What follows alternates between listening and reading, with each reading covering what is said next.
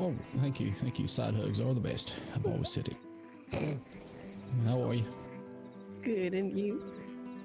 I'm good. I'm good. How you doing, Bery? Doing all right. Made it on time. And alive. Hell yeah. And not injured. Well, it'd be harder to work with you if you was a corpse now, Bery, so I'm glad you made it here alive. Didn't think that It was is going to be an true. issue. Yep. Thomas, Yep, I was totally not the one driving that carriage for most of the time, so he was, in total. Oh, my Lord. Oh, God. I like my clients to come here in a calm state. Oh, right? shit, I'm sorry. Yeah, she didn't do a good job of that one then. Oh. No. I'm pretty sure Bery said he was gonna puke. Wagon rides is for test and anger management. You know this. I know. We're business partners now, by the way. Yes, we are. Well, I know that. Hell, I know I'm telling them that. All right, okay. I knew Man, that. I thought I thought she was just reminding you. I didn't really. No. I ain't that Well, old. he I'm is in my old. primary. You stop it. You stop what you're saying right now. I saw those grades coming in, Dawn. I saw it. So, you ready to get going there, Bery? Real good. Yep. Ready to talk. Step on in. We'll leave you to it. All right, buddy. Oh, Thomas where is am I just going? cleaning his shotgun. Here, let's He is, ominously. It's a dirty gun. See you around there. Yeah.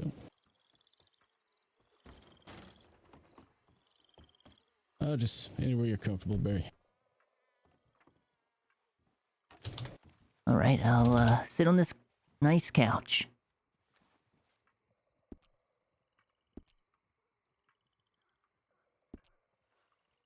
Get to sit bench. Oh God, I hope we can do a good angle on this. There we go. That'll probably be a good one.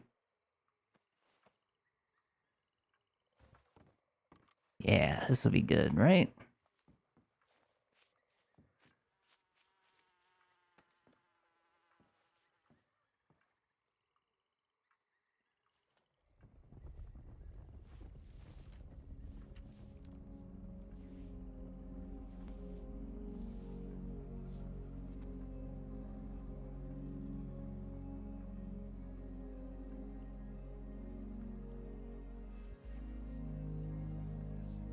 You can hear me okay, Bery? Yes, sir. Okay, just making sure. Just give me a moment just to get things sorted out here. Sure. Might drop the HUD for this. You can see emotes.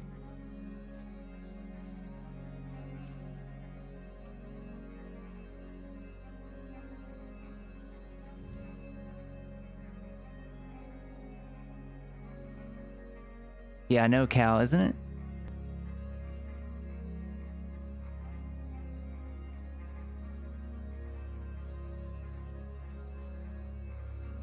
All right, Bery. So I'm not sure if you've ever done anything like this before, but essentially you're going to talk me through something that's been bothering you or something that you want to work on, and I'm hopefully going to be able to help you, advise you on that. I ain't no miracle maker though, but I'll do my best to listen carefully. Now before we get started, can I get your full name, please, Bery? Yes, it's just Bery Quigley. What age are you, Bery? 18. Gonna be 19 in 2 days. Oh, congratulations. Thank you.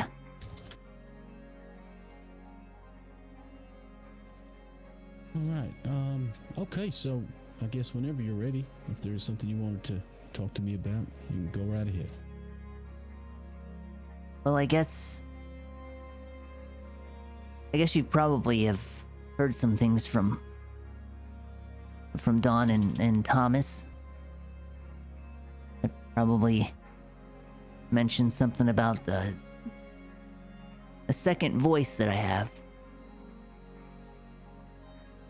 Yeah, over the months, I guess, certain things have cropped up, and they weren't too sure what was happening. I think they, at one point, thought you were under some form of hypnosis. Yeah. But the thing is, that voice, Jacob, has always kind of been with me. They didn't really do anything. The hypnosis and all that didn't really do anything. Maybe just put your mind in a relaxed state and encouraged it out, potentially. Yeah. You see, when I was real little, when I was 6, I decided that I wanted to flee from the orphanage. I got tired of being tossed around by families. You know, a lot of the people that come there, they think they want kids, but they don't. Once they have one in their house, they realize that it's a lot more work than they thought it was. And Very true. I'd always end up back there, back at the orphanage. And, well, I had a lot of friends there. I just wanted to feel like I belonged to a family. I wanted to have a family. I wanted parents. I wanted a life like a normal kid. And I decided that if I wasn't going to have that I was going to leave. And so I ran away from the orphanage. At the age of 6, you did this. Yeah. Which was not smart. I didn't know how to survive. But, on my way out, I remembered seeing an old horse at the stockyard in town. And, that's how I met Scrambleshanks. They were gonna kill him because he was so old and nobody wanted him, so I broke him out. And, he and I ran off.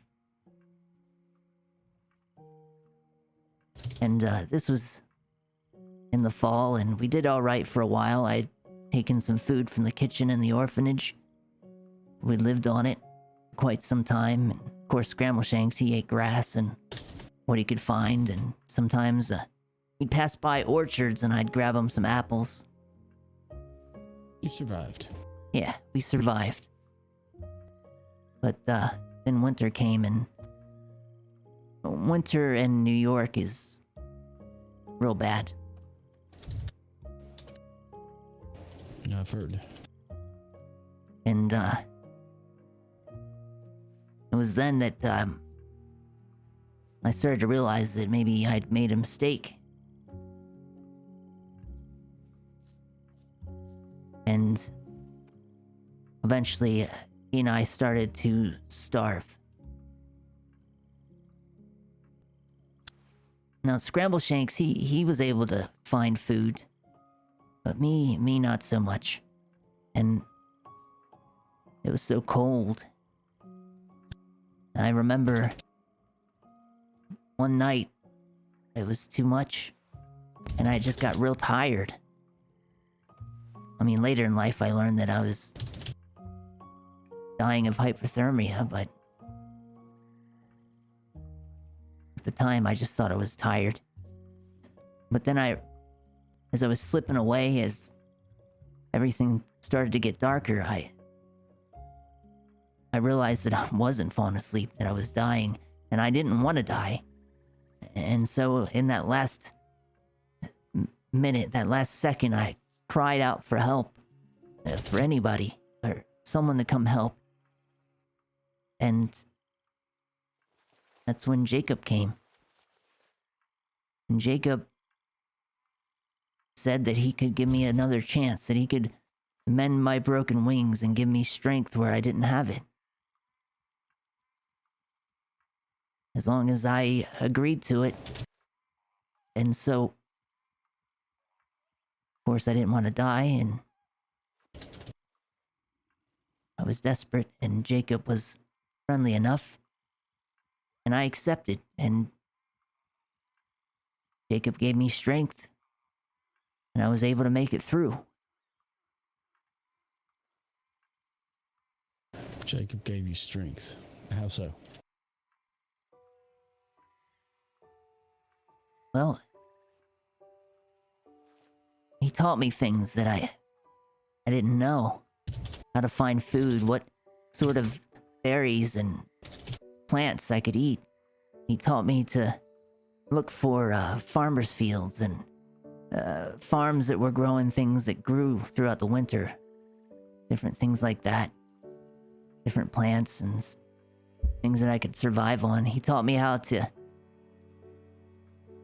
hunt and create traps for small animals like rabbits.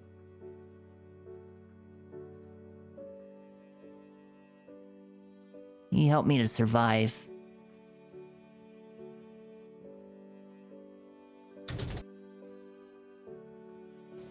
You and Jacob, would you say you're friends? Yeah. Yeah, we're friends. He gives you strength, teaches you things. I have a question. Do you feel that Jacob is smarter than you or braver than you?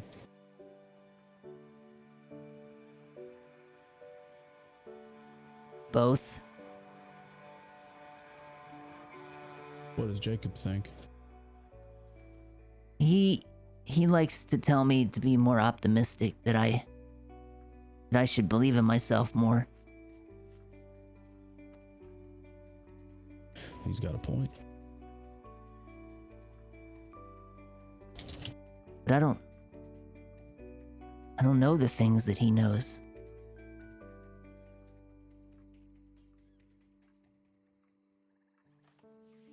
Well, He might try to, Cal. what do you think Jacob is? I don't know. I'm not sure. My friend Moondance, the native, I don't know if you've ever met her before, she said that she thinks that Jacob is an evil spirit.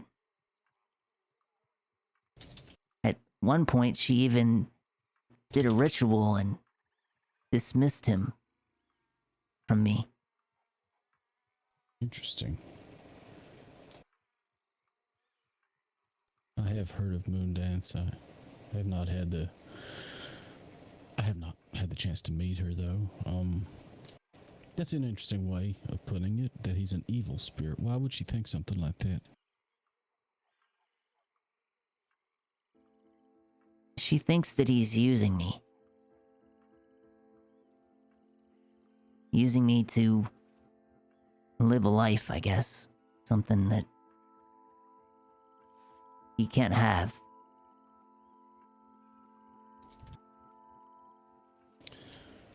Do you believe that you used Jacob? Oh, absolutely. I mean, he saved me. I don't think I'd be alive if it weren't for him. I believe you're right. I believe you. I do have a question though, just on the phrasing of what you said, evil. Has Jacob ever done anything you yourself would see as reprehensible or wrong? Not really. Not that I can think of. What kind of things does he do that maybe might surprise other folk that meet you, or meet Jacob, I should say? Well, it's usually... Sometimes he likes to... He calls it using our shared vessel, is what he says. And when he talks through me, and he sounds like a British man. Well, ain't that a hell of a thing? Yeah. British man. You ever, when you were a little kid in that orphanage, Mm-hmm. you ever hear any British folk or see any British folk like that? Oh, yeah, there was a priest that would come from the church nearby and would talk to the nuns. He had a British accent. Some of the nuns did too.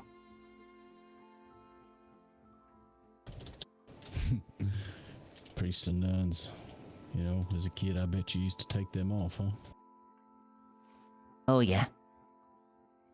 A lot. Some of them were pretty nice. Some of them were alright. I think dealing with a lot of kids, that's a lot of work. and I think they got real tired of it, especially the old ones. They'd been there for so long. Made them grumpy. Probably just plain couldn't keep up. I guess you know what's sad as well. As sad as it is that there's so many children that are coming back to them, it must, you know, if you're a good person, we'll take for granted that a few of them were very good people. You can only imagine what that must do to them. You know, the disappointment in the eyes of a child, that's a hard thing to see.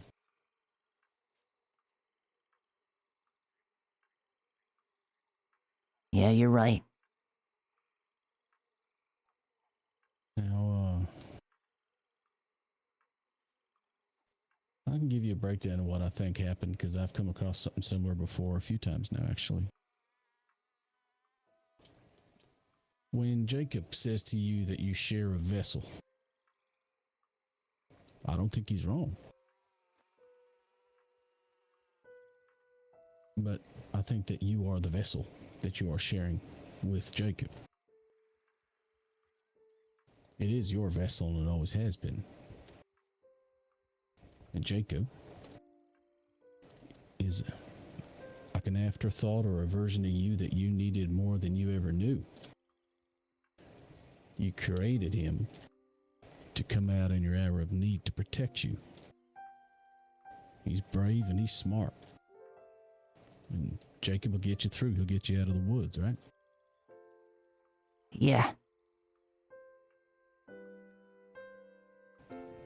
Personally, if you don't think that the things Jacob is doing when he does come out, if he's being respectful, if he's, you know, otherwise not affecting your life in a negative way, then I don't necessarily think it's the worst thing ever. But what I do think you need to do is just remember that you are Jacob. Jacob is you. It's just a separation in your own head up there that you've created, so it was for protection, survival. And don't get me wrong, I'm not saying he ain't real or nothing like that. He's very real.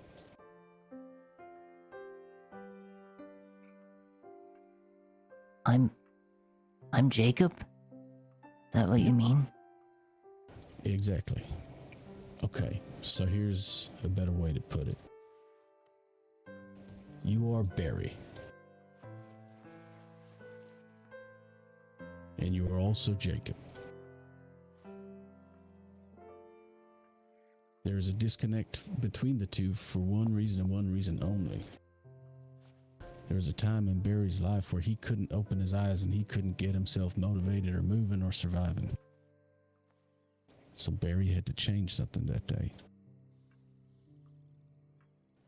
And as hard as it might be to hear, I think on some level, that little poor little 6-year-old kid probably broke out there in the snow.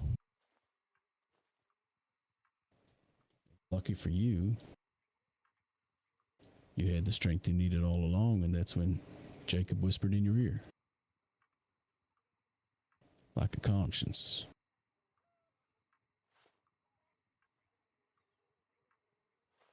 But more than that.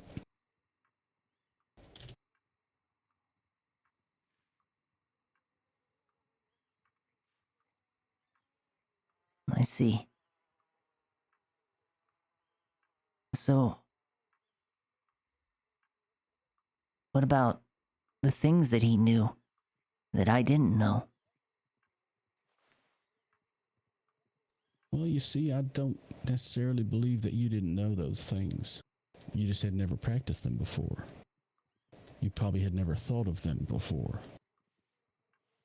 But you'd be very surprised what people can do in their hours of need. Shit, when I was a kid, I got lost one time and I learned how to hunt snakes, fish, and kill. And I did that all by myself. Now, was I under pressure to do that? And did I have someone else inside my mind helping me? Not quite. They didn't have a name, at least. But I do distinctly recall, hard to explain, but I do recall a surge of confidence. Like, well, if we don't eat now, we're going to die. So we have to keep pushing. And I was hearing this voice, and it was my voice. I didn't get confused in the moment like I think maybe, potentially, you may have.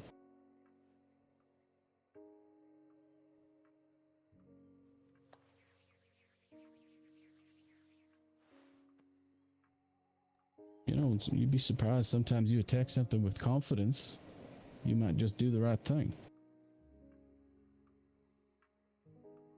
Yeah. You have to understand that Jacob, and I understand that Jacob's a very real person, and he is not the same as Bery. I don't doubt that for a second. I just don't believe he's an evil spirit. I believe he was necessary for a 6-year-old boy to survive the woods.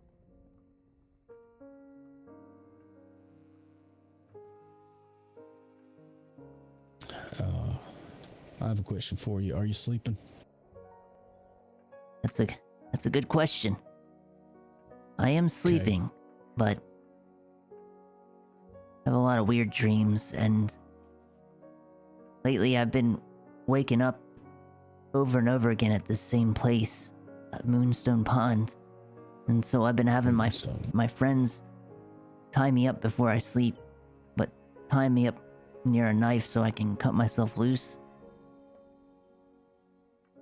I don't understand that. Why would they tie you up just to put a knife near you? Because I guess to prevent me from going there in my sleep. And it's been working, but it's not always easy to find someone to do something like that. That's an interesting place to go to. Have you any connection to that pond? None that I can think of, but I will say that whenever I'm there, there's a sense of familiarity. Even the first time that I found the place, it felt like I'd been there before. But I don't recall ever being there. But in my dreams, I sometimes see places and different things that are found around the area here.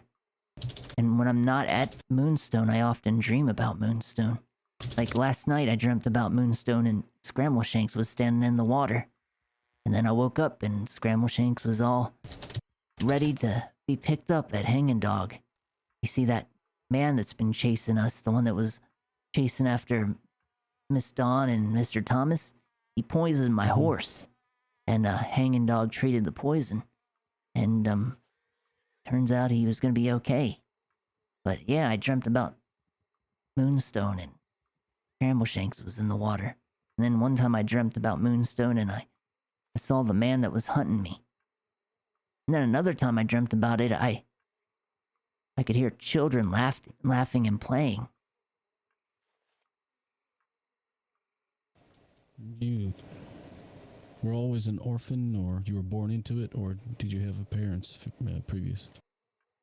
I don't know who my real parents are.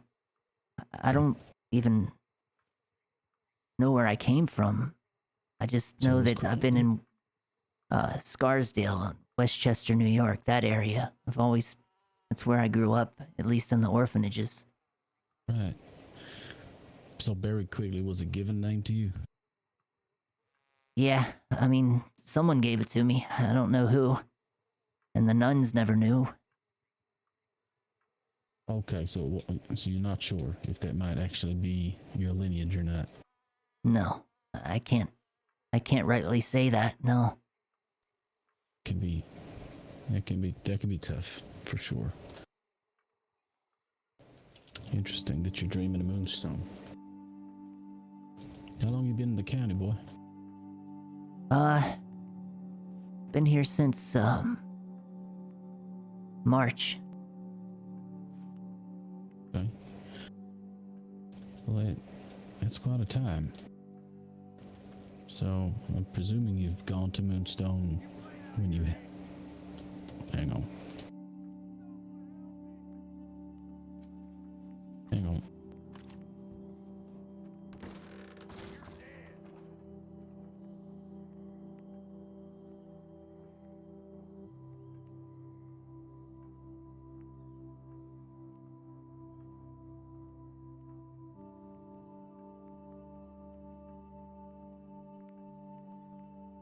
wonder what's going on out there.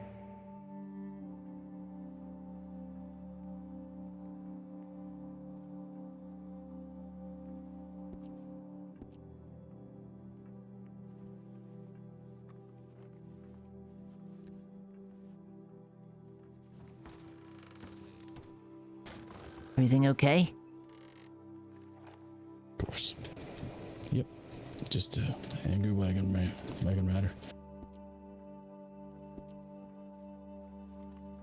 Sorry, old habits die hard. No, it's probably smart. I mean, that person is still actively hunting me. Possibly.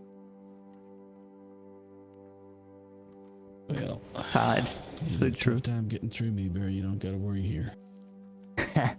I believe that. I wasn't always a therapist, you know. Oh? No. You should tell me It's about just that so- story someday. Oh, well, it's a long and it ain't something I talk much on, to be honest with you. But let's just say I'm glad I arrived where I arrived to.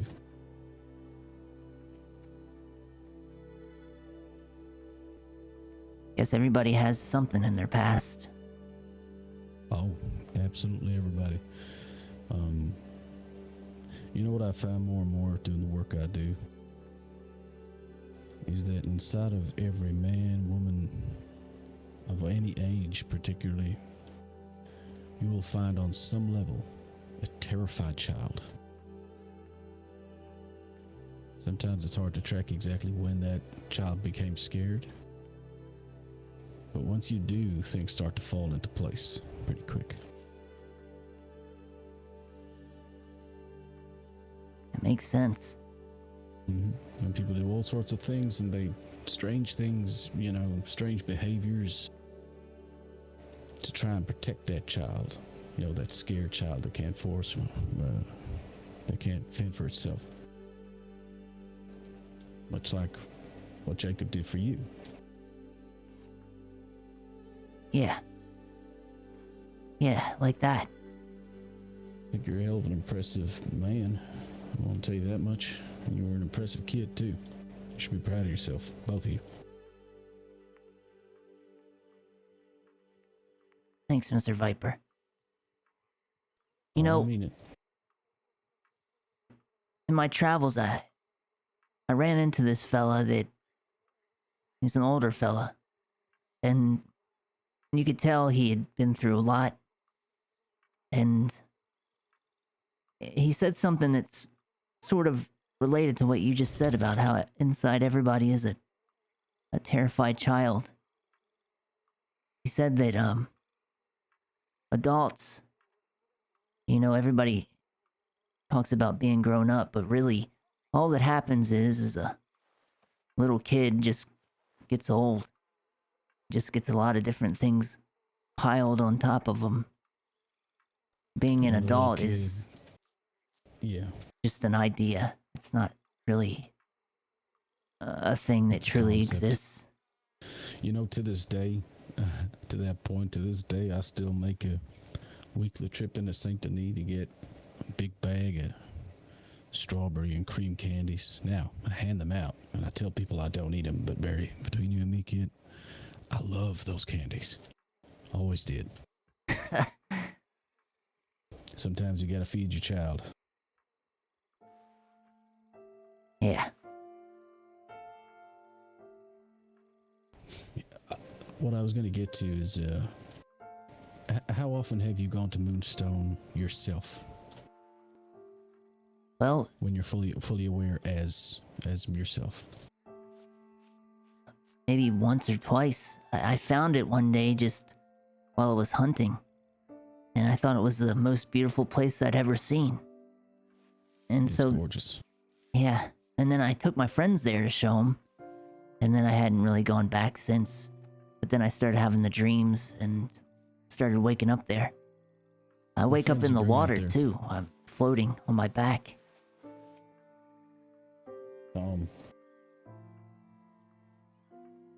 When you do wake up from these, we'll call them episodes. What is the feeling that's gone over you? Are you tired? Are you mad? Are you calm? What's going on in your head? I feel confusion. Like the feeling you get when you have a dream that's so real that you're not sure if you woke up or not. Yeah, I understand that. And ever since I started having those episodes, as you put it, I can't help but feel like I'm not sure if I'm awake or not. It's always in the back of my mind. Am I actually awake, or is this just another dream? Yeah. When that's happening, when Jacob comes to the front there and he starts living his day out, are you aware at all? Or do you think that's the dreams you might be having? Jacob, when he does his thing, I know when he's doing it. It's strange, but the only way I could describe it is though I'm looking through my eyes, but from a distance. Like windows, kind of like the windows in front of me here. Like I'm looking out them, I can see outside, but I can't see everything. And I can hear Jacob talking, and when I talk, he can hear me, but no one else can hear me. Well, that's very positive. There have been cases where people are not aware at all. And that's much more troubling. And This Jacob way, at said least you he's still can confused. communicate. He doesn't even know Mhm. what's going on either. He seems upset about the episodes as well. Yeah. Tell me. Jacob started talking to you when you were 6 years of age. Yeah, And you two have been getting through life together for, you said you're 18 now? yes sir. You'll be 19 soon. Hell yeah, 2 days time. Actually, I've got another client who's turning, I think it's 17 on Wednesday. So there you go. Ah, Here you are. Has there ever been any other voice that has come forward that you didn't recognize or you didn't like? not in the way that Jacob does, but sometimes I can hear voices. What kind of Sometimes, voices? well, a lot of sad people and angry people. Sometimes I'll be around the place, like a cemetery or a graveyard, and I'll hear people. A lot You of ever people think that I can recognize the hear the voices? dead, but I don't know. Well, some people claim to have those kinds of powers. I believe more in the mundane, I'm afraid. Do you ever recognize any of the voices? The angry ones, the sad ones? Do they strike a familiarity to you?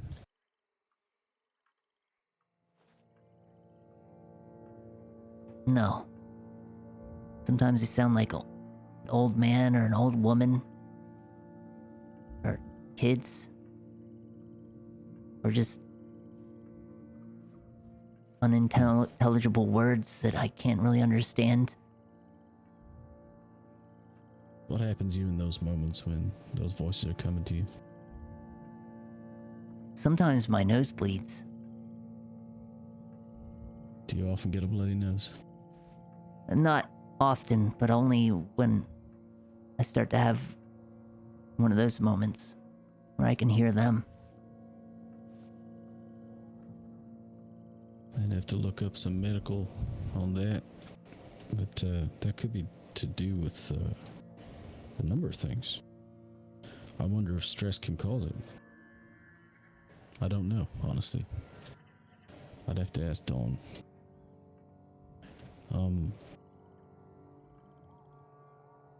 There Have is you found another a way- voice, though. One that I don't mind Yeah. hearing. Go on ahead. I sometimes can hear her at Moonstone. It's a woman's voice. She just says my name. I heard it before. Once when I almost drowned. And in my heart, I kind of thought it might have been my mom's voice, like my real mom. Well, what does she sound like? Pleasant. Like she's calling to me, like she's happy to see me, I guess.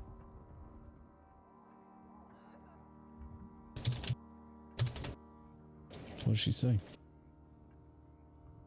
And she just says my name. That's it. Nothing else yet. I try to get her to say more, but it's really all I get to hear. It's fine. It's fine. I call these circles. I apologize for my deeply unprofessional business colleagues as they run around outside.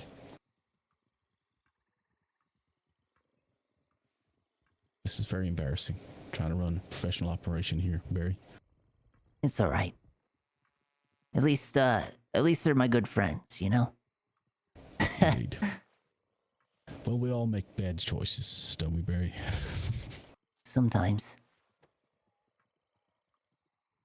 Okay. Well, I think you're very lucky.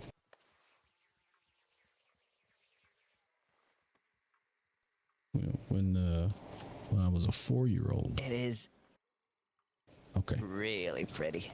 I have to deal with them. Uh-oh.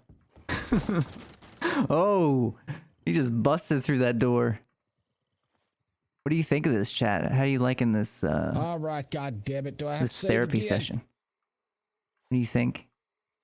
You're You getting gonna a little be bit out of here, lore? You gotta be quiet. I'm doing a goddamn session in there. All right.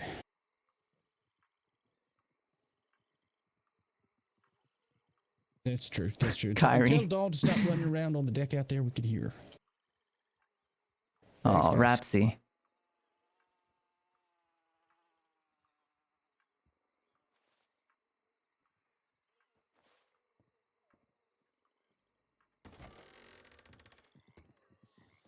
I swear to God. I swear to God, Bery. They okay out there? They're out there. I don't know if they're okay. Oh boy. They didn't break your fence again, did they? Oh, well, they better not. They'd be paying again, or I'll make them fix it again. Damn kids. Anyway, as I was saying, you are very lucky for this reason.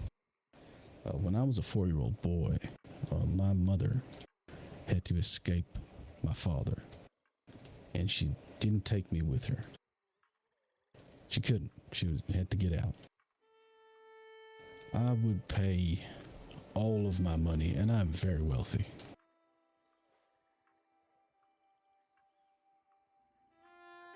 to hear her voice or to know whatever became of her. And I reckon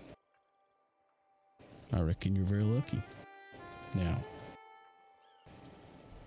it's a damn travesty that you did not have that voice right in front of your face growing up, but I want you to know that I envy that very much. And it's a wonderful thing.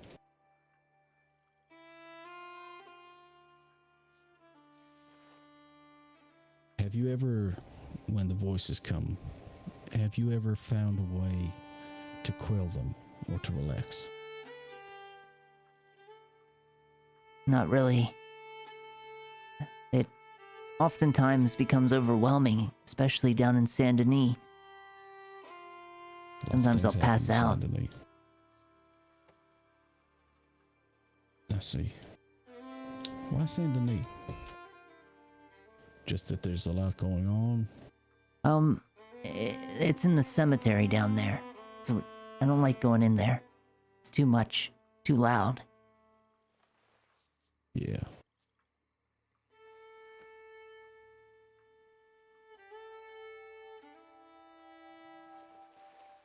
Maybe it's... Maybe you're remembering something that you can't really put your finger on. Who knows? Maybe. Okay, kid, I'm gonna teach you something. I want you to go ahead and close your eyes for me.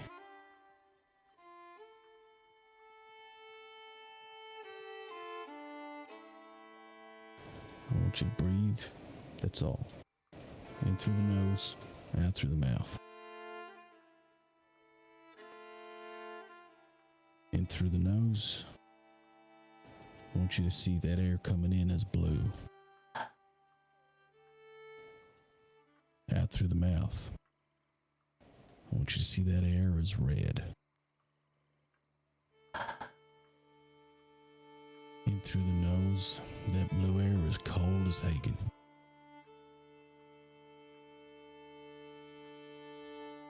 Out through the mouth, that red air is hot as tumble.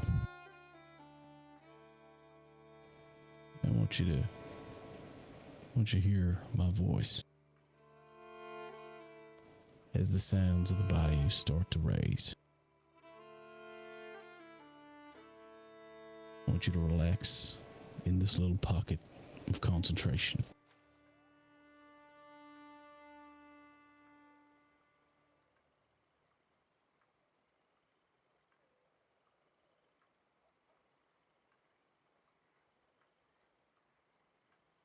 Now in the dark,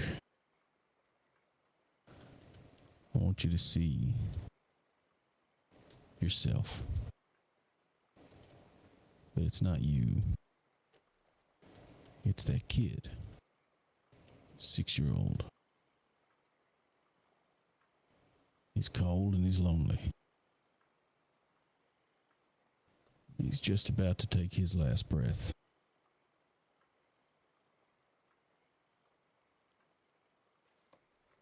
Just when it seems like all hope is gone, the boy with the chilling cheeks starts to stir.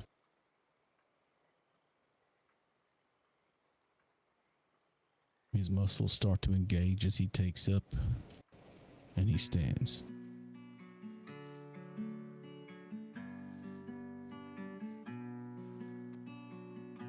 I want you to watch that boy as he, through willpower and God knows what, marches off into the darkness. Unafraid, hungry, and brave.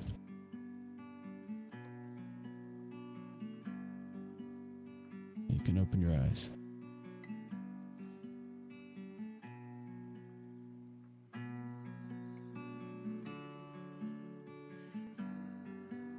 I want you to ask you something there. How many boys did you see at the bottom of the tree? None.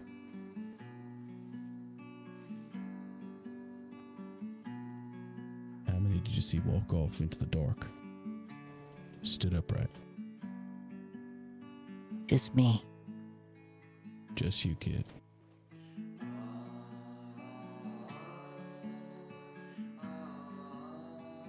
Now this would be the time, if there was something hurting you, if Jacob was hurting you or those around you, this would be the time that I would encourage, and I still do, to very much remember that that kid was one kid. Terrified, picked himself up, and walked on.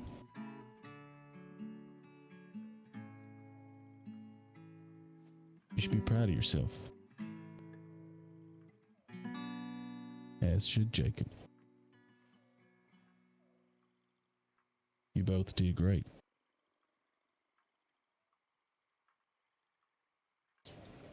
I want you to do something for me. that really has very little to do with therapy, but I think might do you a world of good. What's that? I want you to take someone trusted to you. And I want you to camp out up in Moonstone Pond. Maybe not tonight, maybe not a week from now, when you're ready.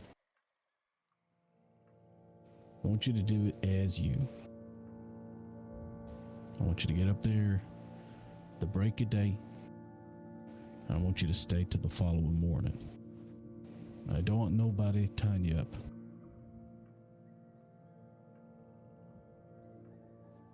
If you start to hear things or get anxious or worried or anything like that, I want you to practice that breathing technique. Now, you don't always have to picture yourself at the bottom of the tree, but that technique in itself should give you just enough to gain perspective on the situation and hopefully gain control back. Okay. You got a connection to Moonstone, and I don't think you should be ignoring it. That ain't a scientific thing to say, but there you go. Yeah. Maybe all this time I've been running away from it, but I should be embracing it, trying to understand what it means. Yeah. But beware. If we embrace blindly, we can come a cropper. So just have your eyes open every step of the way. And remember, you're the same guy who got up from that tree.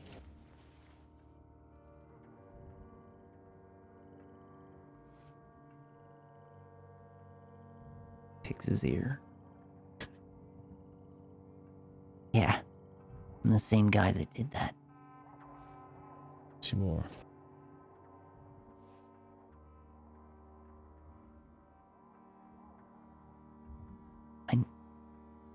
I needed this. I need to be stronger, not just for myself, but for what's coming.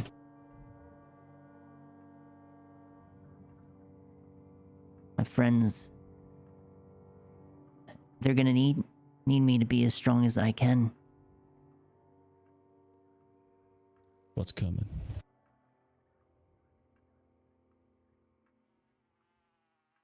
The man that's hunting us. Does man have a name? His name is Ivar. We call him Uncle because he's my friend's uncle. You ride a black horse? I believe it might be, but it's a dark horse, and I think it has some kind of mask, like a pronghorn.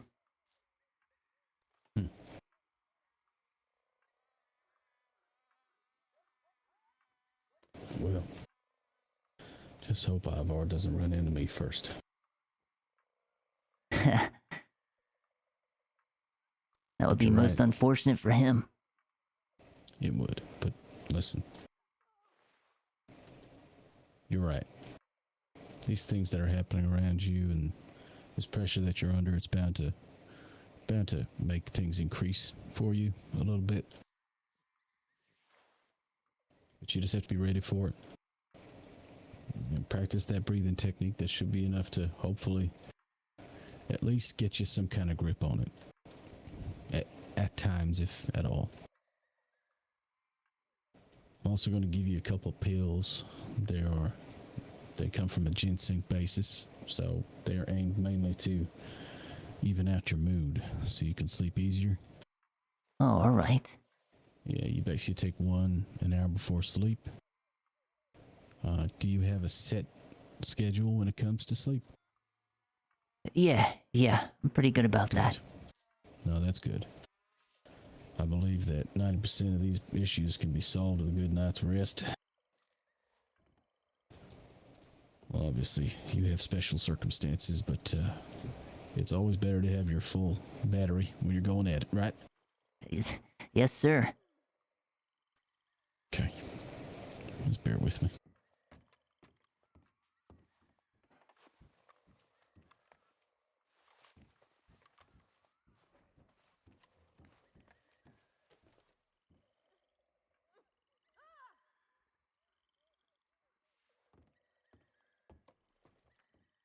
Hello? There you are. Oh, yeah, right.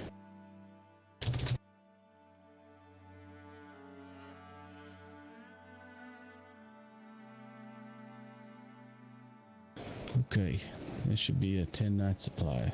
Just one, as I say, an hour before you're ready to hit the hay there. All right. And, just, take it with water, right? Take it with water. I would always suggest maybe having something in your stomach before eating it, but I'd say that about all medication, to be honest with you. Even if it's just a slice of bread or, hell, whatever's in your pocket, just something that your stomach ain't empty. Yeah. That makes sense. There's nothing in there that'll hurt you or make you, see stars.